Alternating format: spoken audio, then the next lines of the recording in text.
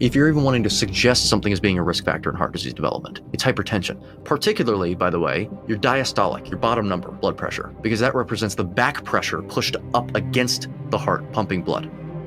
Okay, last I checked, if you can't digest something, you shouldn't be eating it. For some reason, we believe that fiber is the only exception to that rule. If you want a very low toxicity carbohydrate source that's really low in carbohydrates, I say white. There's no such thing as bad cholesterol. Yeah, correct. So there is no such thing as bad cholesterol in the fact that when we mean bad, we say that something is deleterious or something that induces injury into the tissues. In fact, even above a concentration that your body would deem indicated. But it's odd it's actually pretty contentious to say that it's antithetical to the reality, which is that it's never in excess because the amount of cholesterol in your blood is regulated by your genes and nothing else. Any excess cholesterol that you consume is simply recycled and or excreted by the body or actually stored in fat cells in the form of cholesterol esters, but that's if you have higher insulin.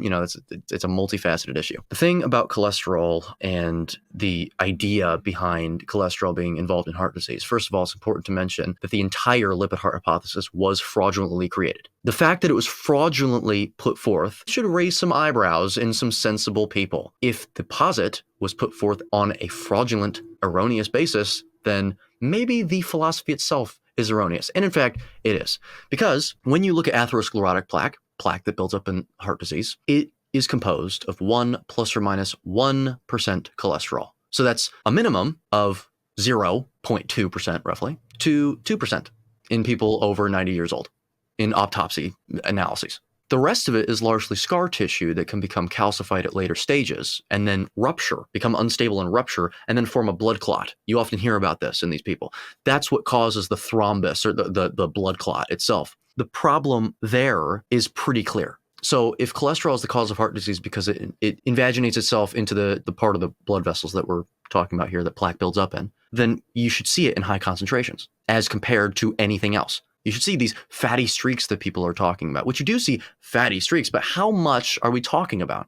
It's very, very little. Now let's break it down even further. Well, if it's largely scar tissue, what is scar tissue made up of? Well, it's made up of collagen. Scar tissue is basically effectively, given that fact, it's basically a microcallus in the arteries that we're talking about. And calluses are formed by abrasions. Hint, hint.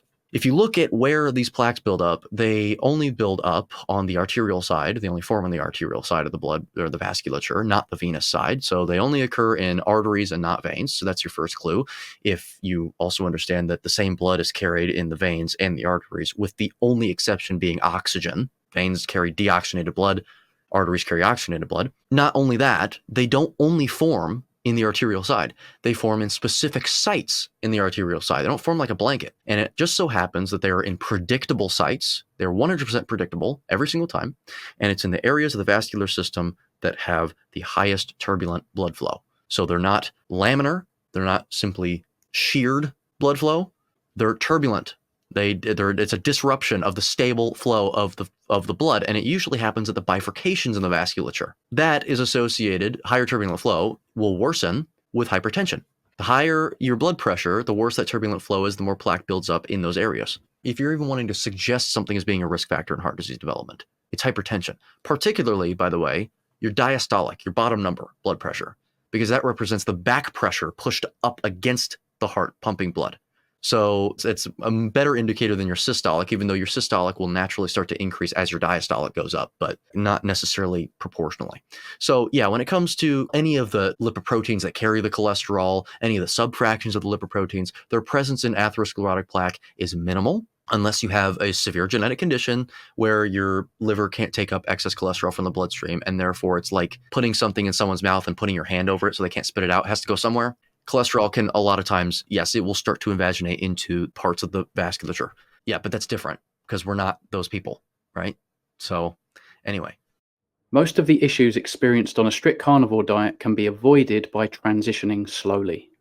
Yeah, I believe that is the case. The most common problems that you hear about when people adopt a carnivore diet or have at least claimed to have tried to and then have not done it anymore and they said it was the worst decision ever is either one, the keto flu. right? The lethargy, the immense amount of lethargy, and usually the desire for electrolytes more than they're often, consuming. And also, you will see some gastric upset happen with these people, some heart palpitations, everything besides the digestive issues tells me, at least if I'm hearing this, that they're having an extreme reaction to lower homeostatic insulin that their body has not adapted to yet, slowly. Okay, insulin is responsible for, once again, maintaining electrolytes. It is responsible for holding on to a certain level of electrolytes in the blood, which is important for heart function, for example. If you are having issues with heart palpitations, that tells me it's an electrolyte issue. And if you're not having an amelioration of that issue by consuming large quantities of electrolytes, well, that tells me that you've got a hole that needs to be plugged. It's just flowing out of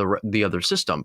You're not holding on to them. That's the actual problem. You need to plug that hole. And that hole is getting sufficient insulin. So usually, if someone is already on a carnivore diet, they've slowly transitioned and then they develop that condition. It's a lack of protein because they need to get a sufficient bump. But if you've transitioned overnight and you're having those issues, that might not be the issue. It might just be that your body is not familiar with that low of insulin, even if you consume sufficient protein that otherwise would be sufficient if you had properly transitioned. So I would say that, and then also with the digestive issues, that tells me it's a microbiome issue. I mean, we know that people will exhibit, this is sort of a begging the question fallacy again, and I deal with this a lot, but let's just assume for the sake of the argument that there are absolutely established, like unequivocally established bad gut bacteria and good gut bacteria, which there aren't.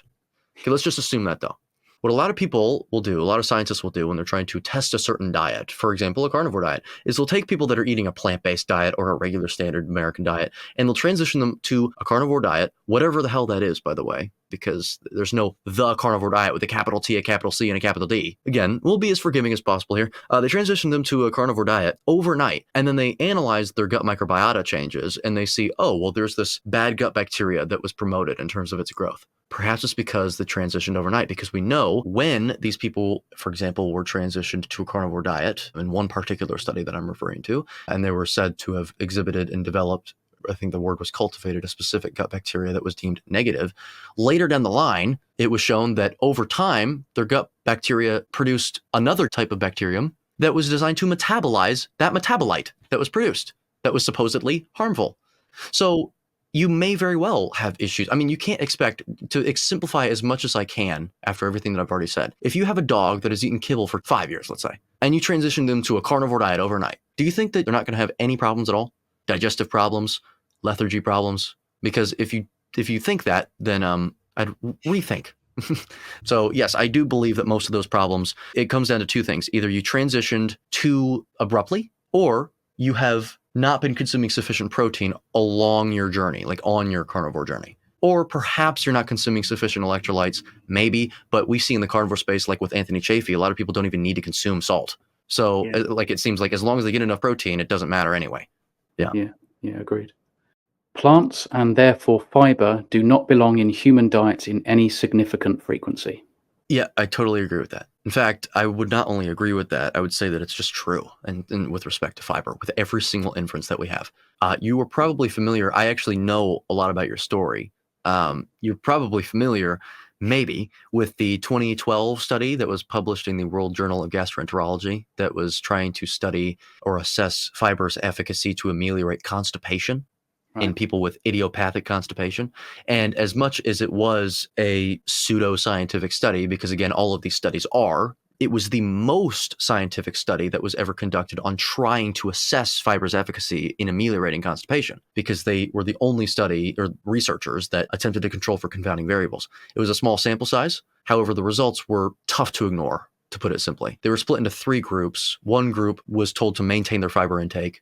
They were eating a higher fiber diet. The other group was told to slightly reduce it, whatever that means. But and then the last group was told to completely eliminate it. The last group had 41 participants. And after, I think, about 2 weeks, they reported back. And the only group that had a complete amelioration, invariably, all across the board, and all 41 participants, kind of ruined it there, in terms of their constipation, was the group that eliminated fiber. And not only that, the group that maintained their fiber intake had no amelioration in their constipation symptoms. So it wasn't just blockage, but it was anal bleeding and bloating that they were having as well. They had a bowel motion of, on average, I think 1 per 6.83 days, I think. So it was still very infrequent, which, infrequent bowel motions are not necessarily indicative of constipation, but if someone is constipated, they're going to have infrequent bowel motions, right? So, and then the group that was in the middle that slightly reduced it, or at least reported to have slightly reduced it, had a slight amelioration in their symptoms. So it seemed to be a dose response situation. So that's one inference to make. The other inference is the most obvious inference there is, which is fiber cannot be digested. Okay, last I checked, if you can't digest something, you shouldn't be eating it. Okay? For some reason, we believe that fiber is the only thing, the only exception to that rule, despite the fact that every animal that regularly consumes fiber has a cecum that actually does break down fiber into fat. We do have a cecum, technically, but we have a vestigial organ called an appendix that was vestigial of an extremely long cecum, a much larger cecum than we have today. Did we stop eating fiber at some point in our evolution regularly?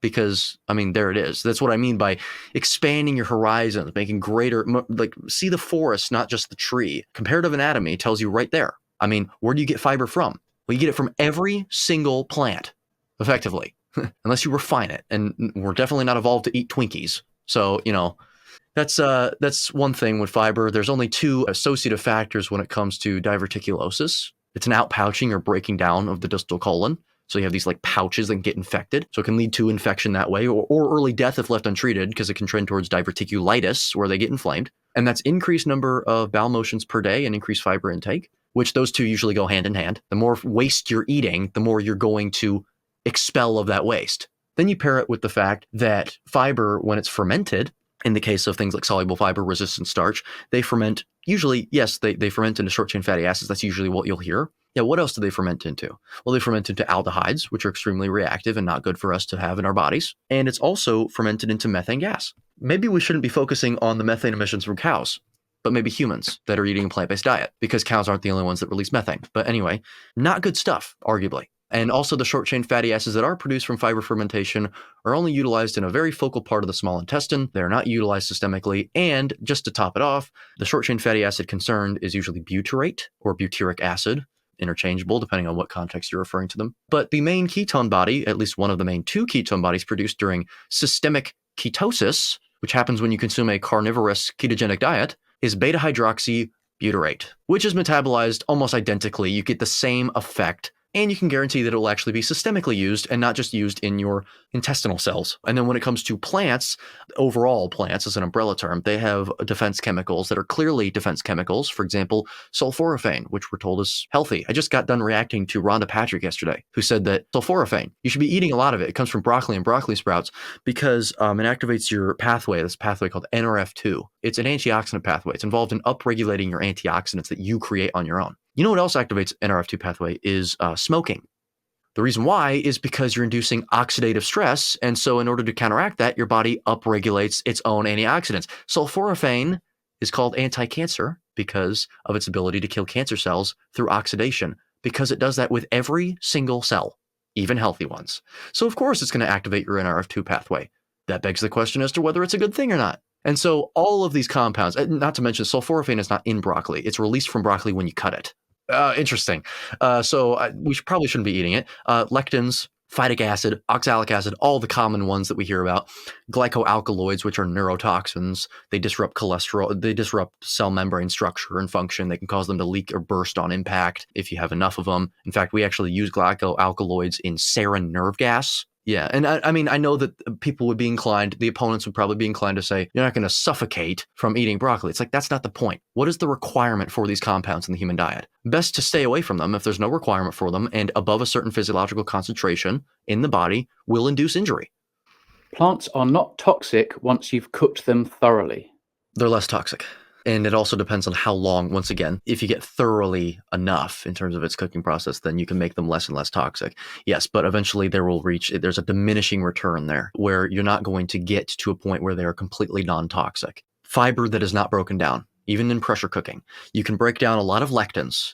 Sure, great. But you have a really hard time breaking down oxalic acid under heat. Phytic acid as well. Phytic acid and the nutrient absorptive inhibitors that are arguably less of a problem than the ones that actively induce harm. Yes, they're less problematic, but they're still problems. Of course, you want to absorb all the nutrients that you're consuming in all of your other food and not give it to something else. You want to feed yourself, not something else that you're going to then excrete. Yeah, you can make them less toxic with heat and high pressure as well, but you cannot completely eliminate them.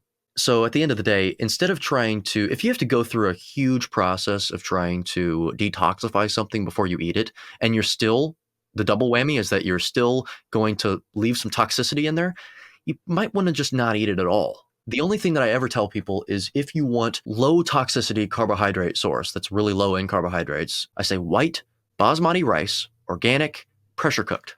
That's what I say. Because it already has the hull removed, so it has all the anti-nutrients removed as well as the fiber effectively. Again, there's a little tiny bit of fiber still left, but it's mainly starch. It's only glucose that it breaks down into, which is the least toxic carbohydrate, which makes sense considering it is the one that our bodies produce on its own. Though I always tell people, I always ask them, why do you want to do that anyway? Because glucose is also a problem, exogenous glucose. So anyway, yes, that's probably going to be my shortest answer. You can make them less toxic. You cannot make them fully non-toxic. That is not possible. And it's actually quite impressive on the plant's part. I mean, it never evolved under extremely high heat and pressure like a pressure cooker employs, and it still is able to maintain its toxicity level. I mean, that's pretty impressive. So When you're eating things like nuts and seeds or fruits, nobody's really cooking those, so you're just in. yeah, no. And like soaking them can get rid of some oxalates, I think, like oxalic acid. But again, not all of it. I don't know how much of the overall absolute value of toxicity is removed. And I also don't know in terms of the specific things that are toxic, like lectins, phytates, oxalic acid, how much of those, the proportion by which they're removed. And I don't know how that changes the longer they're soaked or cooked. So, a lot of unanswered questions. But at the end of the day, I think it's sort of a waste of time. I mean, we know that they're in there. We know that they're not required. There's no food directly like that is technically required. What we require is nutrient content. There's just an indicated source and there's a not so indicated source of getting it. The indicated source is the carnivore diet, not a fortified vegan processed food diet or something. Anyway, no, plants are not required because you can get all of the nutritional content elsewhere without all the toxicity. So that's what I'd say. As you can probably tell, Eddie's full of knowledge. Please go over and subscribe. I've learned so much from this guy. You really won't regret it. So let's get the subs up. Thank you.